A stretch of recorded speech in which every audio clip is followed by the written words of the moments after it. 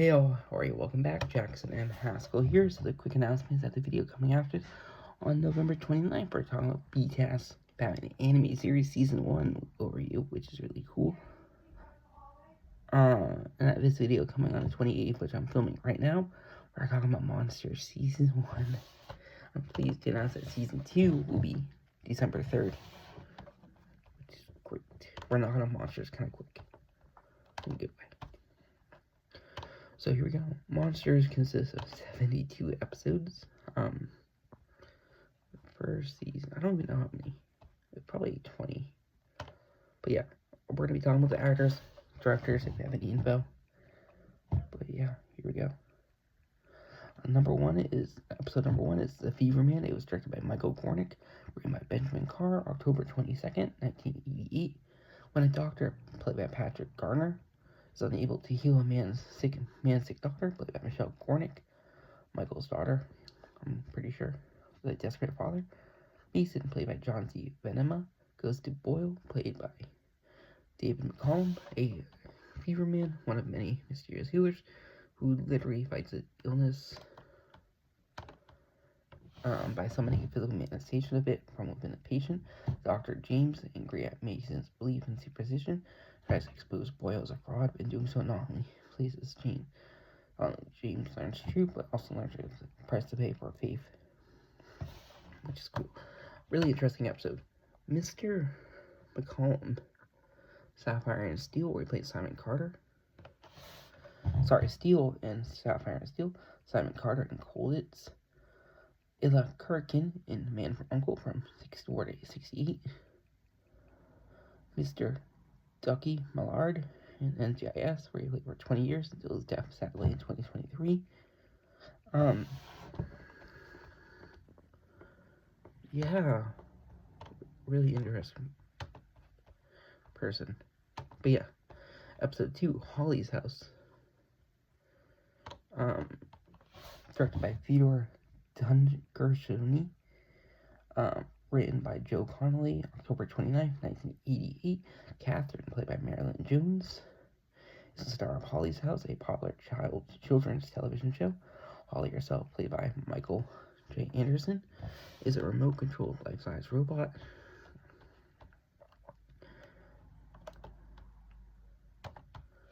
When Catherine is linked to the robot via wires and radio waves, she can make Holly walk and talk like a real person. Lenny, played by Perry Lang, plays Mike the Mailman on the show, has gotten Catherine pregnant and asks her to marry him, but a stressed out Catherine begins to think Holly is talking to her, and Holly becomes jealous of Lenny and a few others on the show. Is Catherine going mad, or is something sinister going on? This kind of reminds me, Child's Play in a way. Michael J. Anderson. We have seen it before, I believe. He played Simpson on Carnival, which is cool, and Man from Another Place in David Lynch's Twin Peaks, and Twin Peaks Fire Walk With Me, which is cool. Perry Lang is an actor, Alligator, 1980, where I probably recognize him from, where he plays Kelly.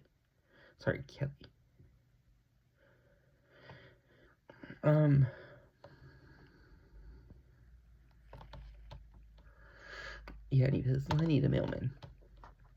Next episode is New York Honey, directed by Gerald Gotts, written by Harvey Jacobs, November 5th, 1988. Jay Blake, played by Louis J. Stadlin. His upstairs neighbor, Mr. Jimmerman, played by McIntyre Dixon, has been keeping a vast collection of bees in his apartment. Jay blackmails the doctor into allowing him to market the special honey his bees make, which turns out to be an effective aphrodisiac. Sometime later, Jimmerman is luring a new assistant, Desiree, played by Andrea Thompson. Boosting him out of nowhere, begins pushing aside Blake's lousy wife, Emerald. Is ultimately revealed that Desiree turns out to be B, much more than Jake bargained. Mr. Louis J. Stadlin, Ira in Sopranos. Ira Freed in Sopranos. And Andrea Thompson, Falcon Crest, Babylon 5, Jag 24, and NYPD Blues. Next one, Vampire Hunter, directed by Michael Gornick, who we've seen before in Edith Swenson. November 12, 1988. Ernest Chariot, played by Robert Lansing, is an elderly vampire hunter who is considering retirement. He decides well to wait when his assistant Jack, played by Jack Koenig, is kidnapped by Charles Poole, played by John Bolger, a vampire who wishes to exact revenge on Chariot for disappearing his face many years ago, having previously manipulated his lover, Miss Warren, played by Paige Hanna, or Paige Adler, who came to Chariot for assistance to bring him to his lair. Mr. Lansing. 12 o'clock at High, where he played Frank Savage. He sadly would have passed away in 1994. Equalizer, who's in 87th Precinct. Automan, which is cool. Mr. Bolger is our next one. Public Enemies, where you play Detective Martin Zerkovich, SVU, Special Victims Unit. Yeah.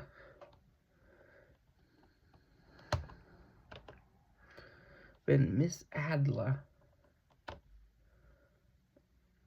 I'm married, but I don't recognize her. Her sister is more famous, I would say. But yeah. Creepshow 2, where she played Rachel Raft, which is cool. And Gremlins 2, the new batch. That's where she plays tour guide. But yeah. Number 5, My Zombie Lover, written and directed by David Mish, on November 19th, 1988, in a sitcom style story. A nerdy teenage girl named Dottie is played by Tempest Bledsoe here. Discovers that her handsome, athletic boyfriend, Paul, played by Stephen Harper, who died 6 months ago, has come back as a zombie unlike a year when a town's dead rise from their graves. Her zombie-hating parents, played by Marcella Lowry and Ed Wheeler, and her bratty little brother, played by Eugene Bird, return home for the annual zombie hunt with terrible results. After Dottie is killed and made a zombie herself, she and Paul express their love for one another and gain approval of her parents. After her brother makes one too many cracks about the zombies, the parents decide not to let their guests leave the house hungry. So yeah, interesting. Tempest Bledsoe. I know her from Clean House, actually, where she was a host after replacing Niecy Nash. Also, Vanessa Huxtable in The Cosby Show, which is cool. Then Eugene Bird, Wink in 8 Mile, and Dr. Clark Edison on Bones, which is cool. Episode number 6, written and directed by Richard Benner, November 26, 1988. Mad scientist Willard Wingate, played by Meatloaf, owns a plantation on a small Caribbean island. He developed a serum that keeps dead people alive and currently harvesting the body of a dead guerrilla leader named Adam, played by Frank Tarsia, for his alliance Joe, played by Franco Harris, a football player on Who Has a Bad Knee. Regina Wells, played by Black-Eyed Susan, a torch singer who lost her voice because of smoking, and J.J. Marshall, played by Drew Elliott, a developer who was blind. After a serum is accidentally spilled, Adam comes back to life and begins hunting all of them down. He gets parts back. Let's talk about Mr. Bender. We've seen him before. I believe we've seen him before. His name sounds familiar for some reason. Happy Birthday, Gemini. Oh no, we haven't seen him yet. Okay. Outrageous, which is a cool film. Black-Eyed Susan is an actress. Mostly off-Broadway stuff, which is cool. I don't recognize her. Ironweed. Franco Harris, former NFL player. He sadly would have passed in 2022. 13 seasons in NFL with the Steelers for the most part. He's I believe he won a couple of championships, but he's an iconic player. 4 championships, he's in Super Bowl Hall of Fame. But yeah. Meatloaf sadly would have passed away also in 2022. He was an American actor and singer. His Bad Hell trilogy is what he's kind of famous for. Kind of reminds me of a Jack Black-esque person. Legacy, directed by Jeffrey Wolf, written by John Harrison. We have seen Mr. Harrison before. December 3rd, 1988. Failed horror writer Dale, played by David Brisbane, buys a home of Fulton Pierce, a deceased horror movie actor, and moves in with his screwish wife, Debbie, played by Lara Harris. Sorry. Dale discovers a makeup kit and begins inspiration from putting on some makeup to act out his favorite horror rules. Dale gets a lot more than he bargained for, and he keeps the makeup on. This is based on a story by Robert Bloch. I will mention Mr. Bloch real quick. Horror movies, I think Psycho is what you would probably recognize him from. He wrote the book Psycho. John Harrison directed the 2000 television adaptation of Dune, mostly known for working with Mr. George A. Romero. Dawn of the Dead, he was an actor. Creepshow, where he was a composer. Day of the Dead, composer. Tales of the Dark Side of the Movie, where he was director and composer, and a lot of other stuff. Dune Part 2 and Dune, where he was a producer, which is cool. Tales from the Dark Side, director, and he directed this episode. Writer, written this episode. Never directed an episode. Lara Harris. Sounds familiar. We have not seen her. Belgian Snowman. Yeah. American Horror Story. An Unholy Night. Which is cool. Okay. Number 8. Sleeping Dragon. It was directed by Mark Rizica. Written by Michael Reeves. December 10th, 1988. Let's mention these two real quick. Mark Rizica. Pendulum Effects. Directed over 300 music videos by Michael Reeves. Worked on such shows. Gargoyles and Batman anime series are BTAS, which is cool. Merrick, played by Ken Schreiner, a young man who believes in conspiracy theories and myths, brings a gigantic prehistoric egg-like artifact to Jeffrey, played by Russell Johnson, a skeptical professor. Merrick's girlfriend and Jeffrey's daughter, Lisa, played by Beth Toussaint, begs her father to give Merrick a chance. He does so, and the two men unleash an ancient reptilian creature which looks for victims to kill and eat, and leaves the trio scambling and creeping from hatching. Which is cool. Ken Schreiner, Scott Baldwin on General Hospital and spin-off Port Charles, which is cool. Russell Johnson, Professor Roy Hinckley in Gilligan's Island, Marshall Gibscott in Black Saddle, Beth Toussaint. I don't recognize her.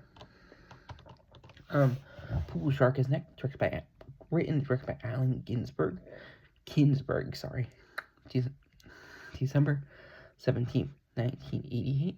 Natasha, played by Rebecca Kyler Downs, is a beautiful vampire who, accompanied by her mortician friend Lester, loves to play pool in rundown bars. She routinely challenges pool sharks in a game against her and kills and devours them. Should they lose, her latest potential victim is Gabe, played by Tom Mason, who is mourning his dead brother, as Gabe's brother was one of the previous victims. Natasha is unaware who is actually hunting who. Mr. Mason.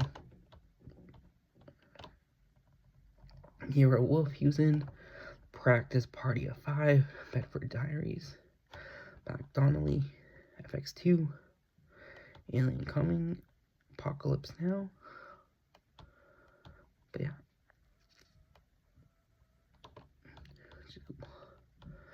Next episode is Pillow Talk. It was directed by David Ordell and written by Carl Stein.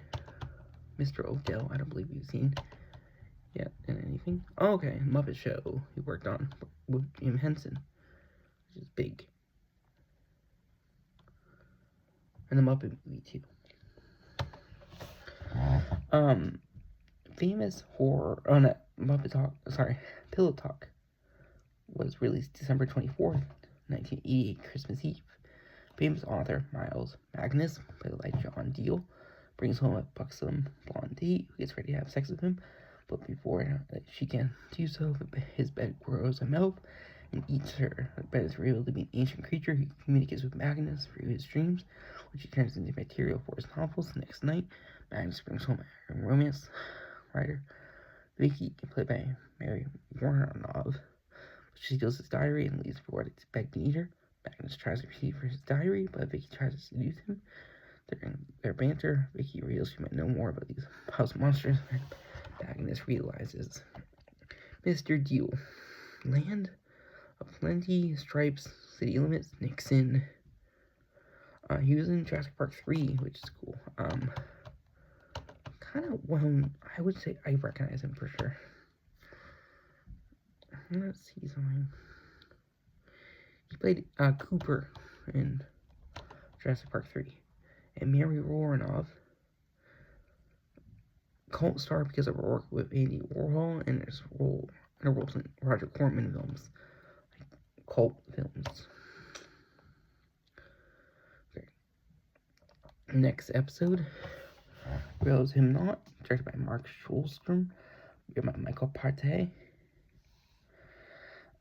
December 31st, 1988. We're almost halfway done, I think, with this first season. Artist Linda McGuire, played by Lorraine Newman, lives alone in an old house in the country where she is harassed by a local peeping Tom. Ritson, played by Terrence Evans. She is visited by author John Thurston, played by Alex Cord, who's conducting research on a warlock who used to live in the home. As it turns out, the house and Thurston are both working in his team, especially since the warlock's demonic familiar is still imprisoned in the basement. And this is a story based on mainly Weed Wellman. Astounding stories, startling stories, unknown and strange stories. And weird tales, which is cool. Lorraine Newman. Newman was actually an original cast member on SNL from inception until 75 until 1980, which is cool. Terrence Evans. I don't recognize him, but yeah. Alex Cord. That name sounds familiar. Oh, okay. Michael Goldsmith Briggs, Archangel, and Airwolf, which is cool. He sadly would have passed away in 2021. Next one's Fool's Gold, directed by Greg Canham, written by Michael Reeves, which is cool. January 21st, 1989. Canham worked on Bram Stoker's Dracula, which is cool. Miss Doubtfire, Hannibal, Passion of the Christ, Curious Case of Benjamin Button, and Vice. Sherry, played by Mary Cordet. Okay. A construction foreman leads lead worker Phil, played by Jeff Conaway, and his buddy into the basement of an office building. They find a fellow worker who she believes is slacking off. They find the missing worker dead, but discover he had broken through the basement wall into a cave full of gold. Phil's friend aims to take the gold for himself, but ends up fired away. Was guarded by a diminutive, fire-breathing troll.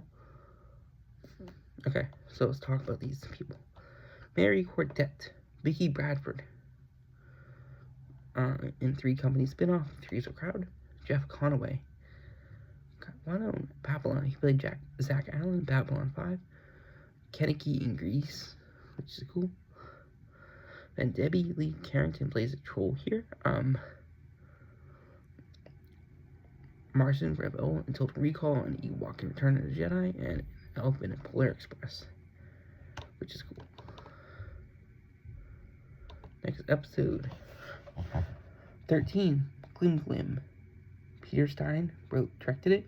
F. Paul Wilson wrote it. February 4th, 1989. Mr. Wilson. Repairman Jack novels include Ground Zero, The Tomb, and The Fatal Error, which is cool. And Alien in Glim Glim, performed by Ken Walker.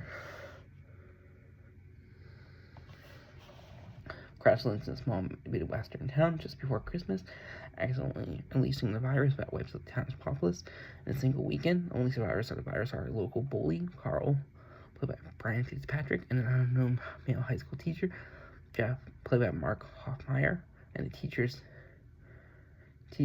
daughter, Amy, played by Jenna Van Oy. Take refuge in the basement of a local library while Glim scouts library books. These three humans are resistant to the virus, which is harmless to aliens. Glim has also established a force field around town, the virus from spreading further, but the force field's battery is dying. Brent life, human race extinction. Glim must make contact with a trusting army and find a cure by analyzing her blood before the angry adults find a way to wreak havoc on him.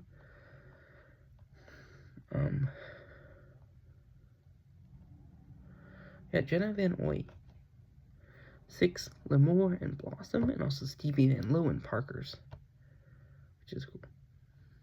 Next one, Parents from Space, directed by Gerald Kotz, written by Mr. Peg Haller and Bob Schneider, which is cool. February 11th, 1989. June, played by Peggy Cass, and Ward, played by Frank Gorshin. There's are abusive. February 11th, 1989. Are abusive foster parents of young Cindy, played by Mary Griffin, who they treat as a live-in maid rather than a child. During a thunderstorm one night, a pair of giant rat-like aliens arrive and transfer their minds into the parents' bodies, turning them into wonderful people. When Cindy learns the truth, will she destroy the aliens' bodies to keep new parents? Peggy Cass was an actress on Mame, which played Agnes Gooch. Also, To Tell the Truth, she worked on. Then Frank Gorshin, Ed Sullivan Show, The Tonight Show, starring Steve Allen, Dean Martin Show, and Conan O'Brien, which is cool. Next one, Mother Instinct, directed by Betty Gordon, written by D. Emerson Smith, February 18th, 1989. A paraplegic mother, Elizabeth Brands, worries about her daughter, Sheila, played by Ben Carter, who's married to Nelson, played by Tom Gilroy. A abusive gambler and womanizer, mother reveals she has developed a strange melon, who uses a miracle drug, temporarily granting superhuman strength to those who ingest it. Nelson tries to steal one, but discovers the melons are protected by vicious Brazilian bloodworms. He manipulates Sheila into learning the secret of melons and worms from her mother, but there is much more to a mother's protective instinct, and he realizes. Tom Gilroy, I'll start with him. Touch Base, and Spring Forward, which is cool. Finn Carter, she was in Tremors, 1990, and Elizabeth Franz, don't recognize. Okay, next episode, number 16, There to By Itself, written by Frank De Palma, probably related to Brian De Palma, and written by Michael Bishop, February 25th, 1989. Michael Bishop, over 30 books he's written, mostly in science fiction. But yeah, James, played by David L. Lander, and Robert Self, played by Keith McKinney, are conjoined twins who have achieved outstanding success. A comedic duo. In recent years, however, they have put their tour on hold due to relationship becoming strained. Sake of a constant fighting with one another, James's girlfriend, Elegy, played by Karen Hebauer, bringing in noted psychiatrist Dr. Blackman, played by Rich Hall, to help them get along. The Self brothers do end up getting along in the end, after they realize they have a common enemy in Mr. Blackman. James is played by J. David L. Lander. You might recognize the name as he played Squiggy in Squeaky Man. Andrew Squeakyman, or Squiggy, and Laverne and Shirley. And Mr. Rich Hall, Friday is not necessarily in the news, and SNL, which is cool. He worked on. Next one, Taps. David Mish is the director, Larry Charles and David Mish wrote it. March 4th, 1989, Mr. Charles, staff writer on Seinfeld, also directed Religious, and also Borat, Bruno, and The Dictator. The answer is Susie, March 4th, 1989. The answer is Susie St. Clair, played by Mary Jo Keenan, has inspirations to travel to Hollywood and become a movie star. Her agent Sam, played by Dan Fraser, advised her to dump her partner and boss, Gary Gregory, played by Neil Jones, who refuses to release her contract and wants to dance with her forever. Instead, she poisons Gary and cuts her up with an electric knife. A year later, and Susie does become a movie star, returning to New York City. She's housed in her old apartment where she's menaced by Gary's animated severed leg for her partner's desire for dancing forever and keeping it alive. Sam is played by Mr. Dan Fraser. Captain, he was known for his role in Kojak, where he played Frank McNeil, the former partner of supervisor of Theo Kojak. Neil Jones, Billy Costello in Dirty Dancing, Kostecki in Dirty Dancing, which is cool. Next one, we have The Match Game, directed by Michael Brandon, written by David Chaskin, April 15th, 1989. Mr. Brandon, Dempsey and Makepeace, Thomas and Friends, or he was the narrator. April 15th, 1989, 4 teens. Paul, played by Byron Thames. Paul's girlfriend, Jody, played by Ashley Lawrence, we've seen her before. Beverly, played by Tori Spelling, and Beverly's boyfriend, Matthew, played by Sasha Jensen. Breaking an allegedly haunted house one night to play a particular game. Teens proceed to tell each other a ghost story. Each person can make up the part of the story, but so long as the match burns, they come up with the story of Herbert Waverly, the former owner of the house, who was hacked up as lover's jealous husband and thrown into the swamp, returns in the dead of midnight, kill anyone he finds trespassing in the home. Throughout his time in the house, the story comes true when Paul mentions thunder rumbles. When he mentions the clock striking midnight, the clock in the house chimes. Things become deadly when it accidentally conjure up the actual Herbert Waverly is forcing kids to finish the story before he kills them all. And this is based on a story by Christopher Orville. I forgot to mention, Herbert Waverly is played by Tom Woodruff Jr., whom we have seen multiple times. Death Becomes Her, Alien 3, and a lot of other stuff. Byron Thames, I do not recognize him. I should, because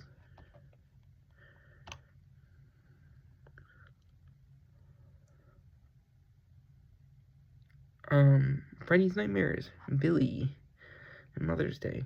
So we've seen it before, which is cool. Ashley Lawrence, we have definitely seen before. Kirsty Cotton, and Hellraiser. Up on Hellraiser 2, Hellraiser 3. Tori Spelling, another person we have definitely, I believe we've seen her too. Scream 2, where she plays Stabby Prescott, is where I would know her. Scary Movie 2, Mistletoes, A Friend to Die For, Donna Martin on Beverly Hills 90210. And Sasha Jensen, Dazed and Confused, which is cool. Okay. We're almost there, I think. Okay. We're almost halfway there.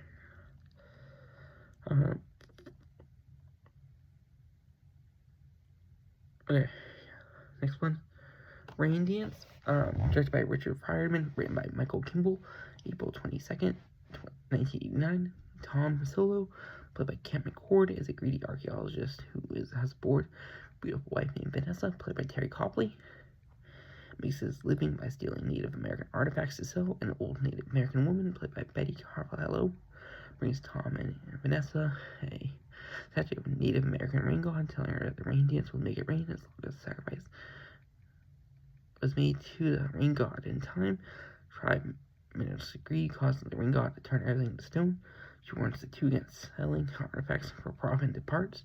Solo's scoff at the prophecy and attitude of rain god, played by Antonio Hoyes, especially does not like Kent McCord. Officer Jim Reed and Adam 12, which is cool, and Terry Copley. We got it made. And I have 3 wives, which is cool. Episode 20, Cocoon.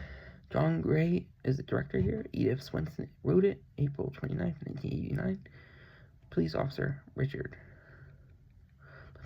Billy Drago and his psychic girlfriend Sarah Silvana Gallardo investigate a wealthy, mysterious woman, played by Kim Johnson Ulrich. Credited as Kim Ulrich, who survives a violent traffic collision, lacks any form of ID. When she is interviewed by Sarah, a woman manages to give Sarah lives of numerous moments in past life, revealing she is actually a human-looking creature who has wrapped herself and her lovers in silk cocoon, killing later in the process to keep herself young for thousands a year. After discovering that her boyfriend has had an affair with the mysterious woman, Sarah uses woman's daughter to exact revenge. Billy Drago, we have seen before. Brian De Palma's Untouchables he was in. Bill Ryder, I believe we saw him in, might be Tales from the Crypt, because that name sounds definitely familiar.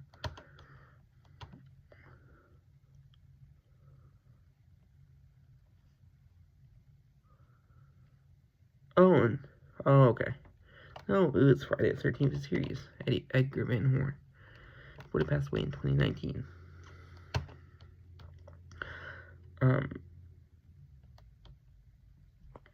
Silvana Gallardo, not recognize her, and Kim Ulrich, I don't recognize her either. But yeah. Home with These Work is next episode, written by Alan Coulter, directed by Jewel Selbo, May 6, 1989. Only 4 to go. Quarto, Hollywood Land, a film regarding the questionable death of George Reeves, starring Adam Brody, Diana Lane, and Ben Affleck, which is cool. White Witch, Fiona Flynn, played by Adrienne Barbeau. Is called by Stephen Rose, played by James Morrison, a professor of ancient history, was unwillingly summoned Dramon, a doppelganger, from an ancient text. As the doppelganger tries to take over Rose's life, Flynn is assisted by summoning another demon named Baphomet, played by Eddie Valise, deal with Drummond when Fiona's son, Ian, played by Brandon Blum. An apartment, conjuring goes on. Rose unleashes in magical arts and arrives attacking Balamek, briefly turning traitor, and summons something dream and they go wrong. So let's do this quick. Adrienne Barbeau, Rizzo in Grease, also Carol Trainer in Maud. I know her from The Fog, An Escape from New York, Creepshow, Swamp Thing. Also voiced a Catwoman in DC anime series, which is cool. Was once married to John Carpenter and Billy Van Zandt. Yeah.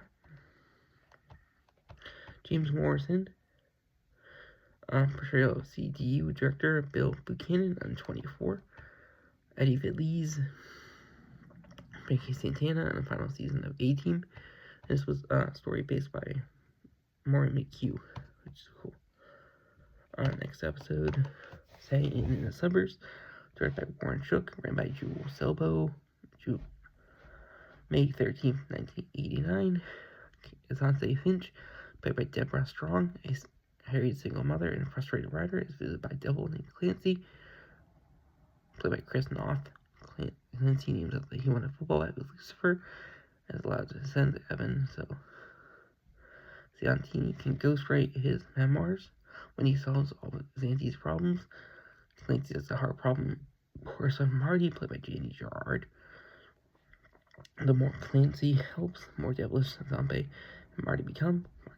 Zante finally figures out Clancy writes a book, so if you remove their new demonic natures, will we live up to his promises? But yeah. Chris Noth,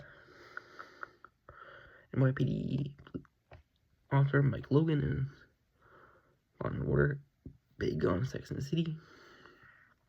Perry Florrick in A Good Wife. And Danny Gerard Alan Silver and Brooklyn Bridge. Okay, we're almost there.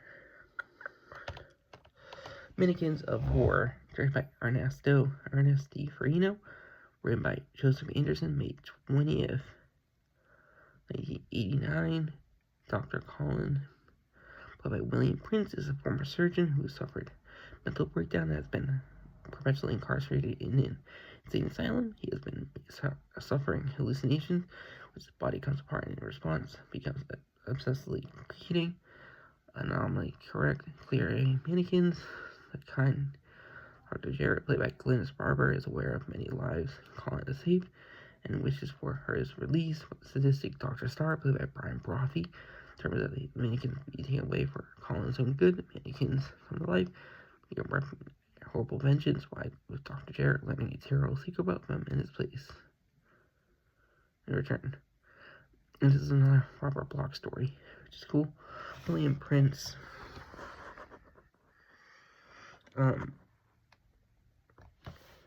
Gauntlet, Cat from Outer Space, Spontaneous Combustion, Glynis Barber, Harriet Makepeace and Dempsey and Makepeace, Glenda Mitchell and EastEnders, TCI Grace Barclough and Emmerdale, Nora Lakes and Hollyoaks. Last episode, season 1. La Strada, written by Lizzie Borden, directed by Lizzie Borden, written by Michael McDowell, which is cool. May 27, 1989. Lizzie Borden, born in flames, working girl. Michael McDowell. Beetlejuice, which is cool. Writing a screenplay, we've seen it before. Vito, played by Rob Morrow. The young Italian man who enters a dress shop of a young woman named Leah, played by Linda Blair, attempts to kill her after she storms and seduces him. Vito accuses Leah of being a La Strada, the Italian word for witch.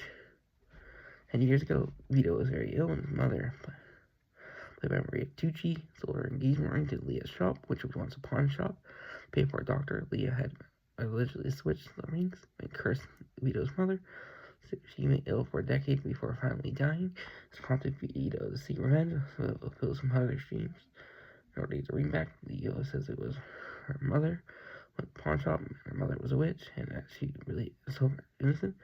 To which she makes Leo promise to her 2 weeks, after which she may or not may kill her, prove herself innocent.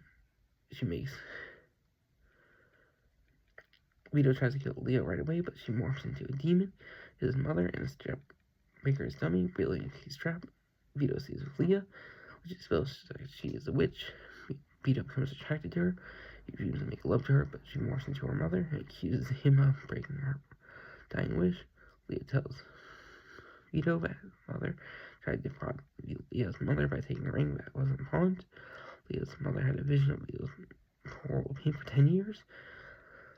It wasn't work, of course. Leah and Vito make love for real. When the 2 weeks are over, Vito meets Leah in the shop and shoots her. Her body morphs into that of the demon. Then Vito's mother accuses him of not retrieving the ring, and realizing that Leah was actually right. Claims that mother dies. Leah reappears.